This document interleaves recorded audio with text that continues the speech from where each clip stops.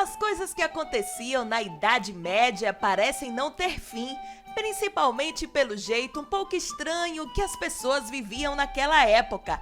A falta de conhecimento, seja no âmbito da saúde ou médico, era um dos principais motivos da mortandade naquele período.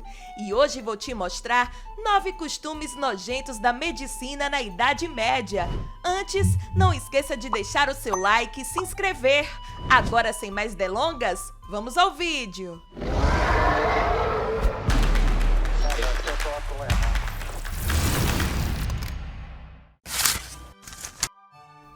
Desde os tempos antigos, os médicos usavam larvas para ajudar a limpar ferimentos e prevenir infecções.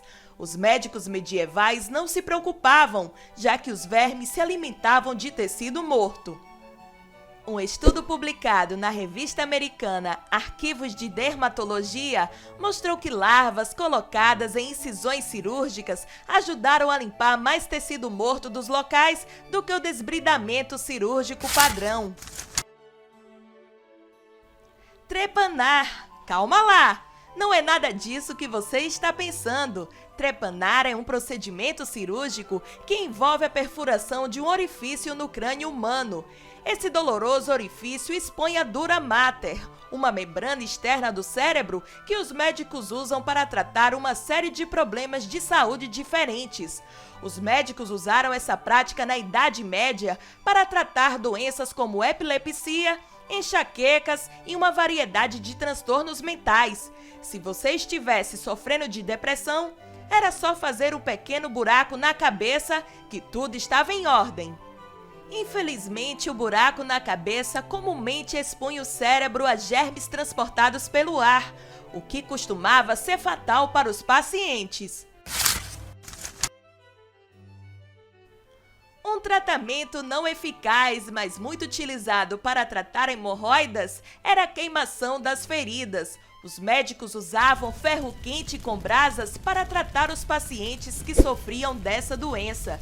Quem teve sorte foi o santo Fiacre, que é conhecido como o patrono das hemorroidas. A história diz que São Fiacre, um monge irlandês do século VII que sofria da doença, sentou-se em uma rocha dura e foi milagrosamente curado de sua doença. Depois disso, a rocha ficou conhecida como Pedra de São Fiacre. Alguns médicos medievais que acreditavam na história mandavam seus pacientes sentar na famosa pedra por algumas horas para se curarem da doença. Se curavam ou não, isso já é outra história. Na era medieval, acreditavam que esses remédios mágicos traziam benefícios, pois às vezes incorporavam plantas medicinais e outras substâncias terapêuticas que serviam para tranquilizar o paciente. Mas em comparação aos tratamentos comuns da época, essas poções mágicas continham uma quantidade muito pequena de componentes benéficos que pudessem fazer algum efeito significativo. Sem falar que algumas dessas poções poderiam agravar ainda mais o quadro de saúde dos pacientes ao invés de curá-los. Durante os primeiros dias da Idade Média, os cirurgiões usaram um processo doloroso chamado agulhamento para realizar a cirurgia de catarata.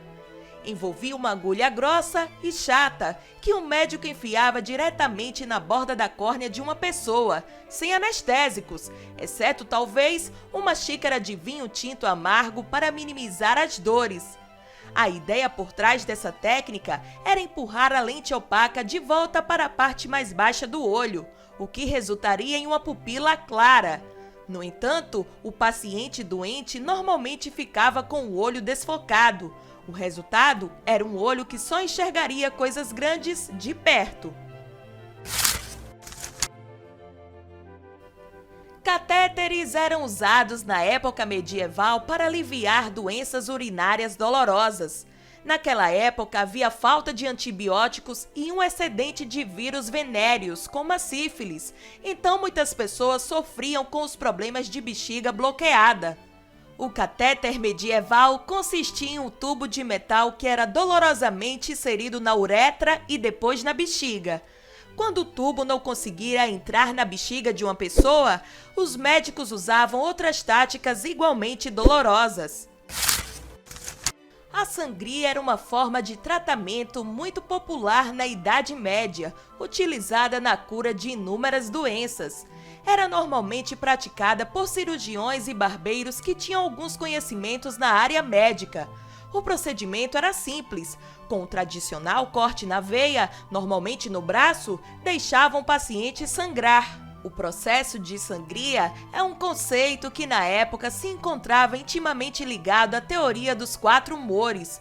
Esta teoria distinguia 4 fluidos corporais, os humores, sendo eles a bilis negra, a bilis amarela, a linfa e o sangue. Não muito diferente das festas de hoje, as festas na Idade Média eram regadas de muitas bebidas e, como todos nós sabemos, ressaca no dia seguinte. Na Inglaterra, durante a Idade Média, enguias cruas com algumas amêndoas amargas moídas foram prescritas para curar uma ressaca, decorrente da crença de que as enguias absorviam o álcool restante no sistema corporal. O clystor era uma versão medieval do supositório, um aparelho que injetava fluidos no corpo através do... Você sabe o quê? Era um cano ligado a um recipiente. O cano ia lá dentro, enquanto no recipiente estava o remédio. Depois desse vídeo, eu agradeço pela evolução da medicina ao longo dos séculos. Já imaginou o sofrimento de uma pessoa que tinha hemorroidas na Idade Média? Nossa, não quero nem pensar. E você? Quais desses métodos medicinais você achou mais estranho? Escreve aqui nos comentários. E não saia desse vídeo sem deixar o seu like, se inscrever no canal e compartilhar com os seus amigos. Um forte abraço. Nos vemos no próximo vídeo. Tchau!